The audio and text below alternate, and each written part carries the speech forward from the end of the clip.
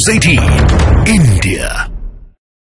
जब साल भर तक का आंदोलन चला था, राकेश टिकैत सबसे बड़ा चेहरा हुआ करते थे, है ना? हम 13 महीने सब लोग साथ थे। हाँ, फिर क्यों अलग हो गए? अब 2-3 ग्रुप किसान मोर्चे में बने हुए हैं, खास करके पंजाब की जो जत्थेबंदी है, हाँ, उसमें 2-3 ग्रुप हैं।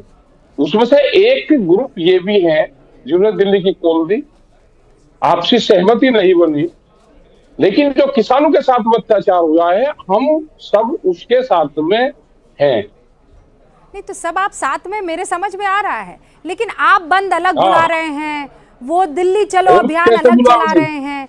ये आप लोगों ने मिलजुल कर स्ट्रैटेजी है या फिर ये क्रेडिट का वॉर है कि नहीं राकेश टिकैत का नाम खो जाएगा, पंडेर साहब को कोई पूछेगा नहीं, इसीलिए अब अलग अलग अपने मोर्चे खड़े कर दो? अलग अलग पहले से ही अलग अलग है, सब एक जगह नहीं बैठे, कई बार बातचीत हुई भी है। हाँ। और सबने अब अपनी कॉल दी है, उन्होंने दिल्ली की दी, लेकिन उनके साथ में जो अत्याचार हुआ है वो गलत है, उसके साथ में हम उस मूवमेंट के साथ में हैं। ये नहीं होना चाहिए। राकेश जी, ये बात तो हर कोई मानेगा, मैं अदब से इस बात को मानने के लिए तैयार हूँ कि अगर किसी तरह का कोई अन्याय किसानों के साथ हुआ है तो फिर उस शख्स को सजा मिलनी चाहिए और उस अन्याय को दूर किया जाना चाहिए, इसमें कोई नहीं। लेकिन अब सवाल ये है कि जो आपकी मांगे हैं क्या वो जायज मांगे हैं? मतलब जिस देश का बजट ही 45 लाख करोड़ के आसपास, आपकी मांगे पूरी करने में दम नहीं फूल जाएगा? अगर ये सवाल आपके होते, ये सवाल अगर चैनल वालों के होते तो हमें कोई दिक्कत नहीं थी। चलो सवाल में एक आध शब्दों का हेरफेर हो सकता है, हाँ। लेकिन सारे चैनल वाले पढ़ाई कहाँ से पढ़ के आए, उस यूनिवर्सिटी का नाम बताओ। मैं बता देती हूँ, उस यूनिवर्सिटी का नाम जो है वो यूनिवर्सिटी मैं बता देती हूँ, वो है भारत की यूनिवर्सिटी। आप सुनिए ना, जैसे जय जवान जय किसान आपको हर एंकर के मुंह पे नजर आएगा राकेश जी, वैसे ही वैसे जय हिंद जो है वो भी सबके चेहरे पर और सबके मुख पर नजर आएगा। अब मुझे भाई आपका मेरा घर है ना ये राकेश जी, सुनिए ना, हिंदुस्तान आपका भी घर है, मेरा भी घर है राकेश जी, है कि नहीं? आप पहले बताइए, पहले ये बताइए ना, अब घर में अगर एक शख्स कह रहा है मैं आंदोलन कर रहा हूँ क्योंकि मेरे साथ अन्याय हो रहा है, घर की कमाई है, घर की जो कमाई है उसका खर्चा है 100 रुपया, सुनिए ना, अब उस 100 रुपए में आप कह रहे हैं मेरी मांगे पूरी करो और वो 100 रुपए पूरे नहीं पड़ रहे हैं, तो बाकी लोग भी तो पूछेंगे ना आपसे कि आपकी ये मांगे जायज है कि नहीं है? हम बता तो रहे, आप सुन तो लो। हाँ, गणित आपको आता नहीं, नकल करके पास हो जाएगा सारे चैनल वाले। गणित कैसे नहीं आता? 18 लाख करोड़ राकेश जी, ऐसे मत कीजिए ना, मैं आपसे बहुत मोहब्बत से बात कर रही हूँ, आप मुझे 1+1 2 समझा दीजिए। हाँ समझा तो रहा, जब सुनोगे जब तो समझाओ। हाँ। मैं सारों को सुबह से यही तो समझा रहा, आप पढ़े पढ़ाए हो और वही बात बोलो सारे। अब सुनो बात, हाँ। हमने कहा है एमएसपी गारंटी कानून चाहिए, ठीक? उसमें सरकार को जो खरीद करनी है जितनी वो सरकार खरीद कर ले, उसमें हमने ये नहीं कहा कि सरकार पूरे उसकी खरीद करे, जो व्यापारी खरीद करेगा, हाँ। व्यापारी उसके कम पे खरीद नहीं करेगा। ये देश में एमएसपी गारंटी कानून आप बना दे। यही जब एसकेएम की मीटिंग होती थी, जब भारत सरकार से 3 साल पहले बातचीत होती थी, हाँ। यही सवाल उस टाइम पे भी कहा था, कानून जब बन जाएगा, जिस व्यापारी को अनाज खरीदना वो खरीद ले, उसको अगर नुकसान है उसका व्यापार बंद कर। ऐसा बोलते हैं कि ये जो किसानी और ये जो अलग अलग अनाज, देखिए मैं तो किसान हूँ नहीं राकेश जी, आप अच्छे से जानते हैं, मैं तो एंकर हूँ, लेकिन जितना वो जिस यूनिवर्सिटी की आप बात कर रहे हैं ना, उस यूनिवर्सिटी में एक और चीज जो आम जनता आपसे पूछना चाहती है और उसकी पढ़ाई हम करके आए, वो ये है कि आप बात कर रहे हैं धान की, आप बात कर रहे हैं गेहूं की, आप बात कर रहे हैं तिलहन की, दलहन की, बाकी दूसरी चीजों का क्या? दूध उत्पादन नहीं होता है क्या? वो किसानी नहीं है? अंडा, जो मछली जो बेची जाती है वो किसानी में नहीं आता है क्या? तो और आप ये 22 और 23 जो क्रॉप्स के एमएसपी को मांग रहे हैं वो कितना प्रतिशत है? बमुश्किल 23% है। तो बाकी बचा कहाँ गया? बाकी किसान क्या करेंगे? हमने ये कहा है कि पहले जितना है उस पर कर दो, जिसपे एमएसपी है, जितने भारत सरकार पे एमएसपी तय किया है पहले उस पर कर दो। दूसरी चीजों पे भी होनी चाहिए और भी एमएसपी पे जोड़ी जानी चाहिए, लेकिन सरकार बैठकर बातचीत तो करे। ये सरकार क्या है? ये तो वो वाली अगर ये सरकार, हाँ, पहले आप अगर ये सरकार बीजेपी की होती, ये सरकार किसी पॉलिटिकल पार्टी की होती तो ये जरूर बातचीत करती हमसे। ये सरकार किसी पॉलिटिकल पार्टी की ही नहीं। अच्छा, ये सरकार देश में पूंजीपतियों की एक सरकार है, उनका एक गिरोह है, गैंग है पूंजीपतियों का। जो पूंजीवाद है उसने एक कब्जा कर लिया देश पे, उसने एक पॉलिटिकल पार्टी बना ली।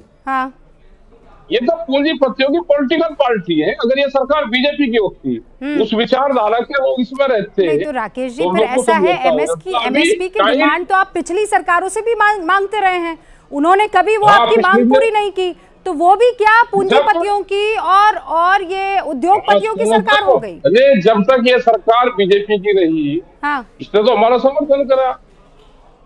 पिछली बार अच्छा, दिलीप मंडल जी एक सवाल पूछना चाह रहे हैं, राकेश जी आपकी इजाजत से। राकेश जी नमस्ते। राकेश जी, मैं ये जानना चाहता हूँ कि आप जो कह रहे हैं कि एमएसपी पे सरकार खरीदे, भारत के हर राज्य इस समय अनाज के उत्पादन के मामले में आत्मनिर्भर है। छत्तीसगढ़ को चाहिए नहीं, तेलंगाना को चाहिए नहीं, बंगाल को चाहिए नहीं, असम को भी नहीं चाहिए, तो सरकार यहाँ से खरीद कर उसका करेगी क्या? आप जानते हैं एफसीआई के गोदाम आप जाके देखिए, अनाज सड़ रहा है। 400 लाख टन का इसमें बफर है धान का। उसके बाद हरियाणा वाले कह रहे हैं हम धान बेचेंगे। ओके दिलीप जी, अरे राकेश जी रुकिए ना, राकेश जी रुकिए ना। अब सवाल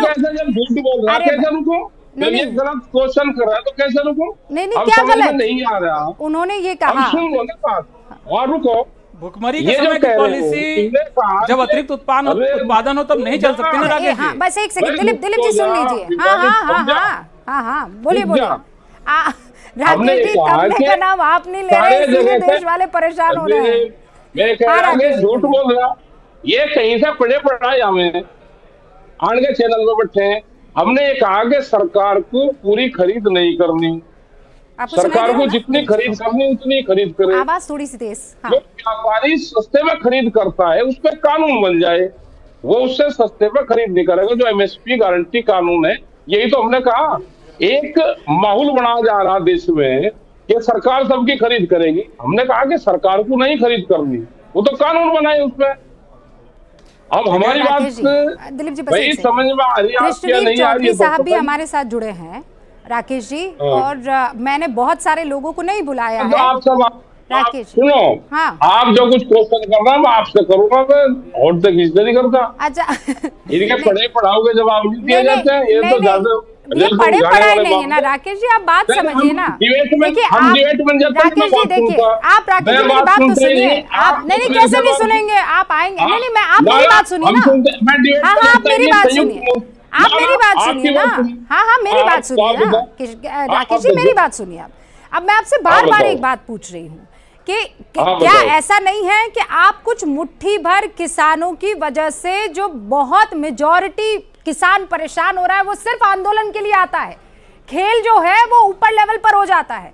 और आप पर तो ये आरोप लगते रहे हैं कि आपकी जब इच्छा होती तब सरकार से आप मिलीभगत करते हैं और प्रदर्शन खत्म, और फिर जब आपकी इच्छा होती है आप डंडा घुमाते हैं और बाकी सारे वो गरीब किसान आपके पीछे पीछे आ जाते हैं।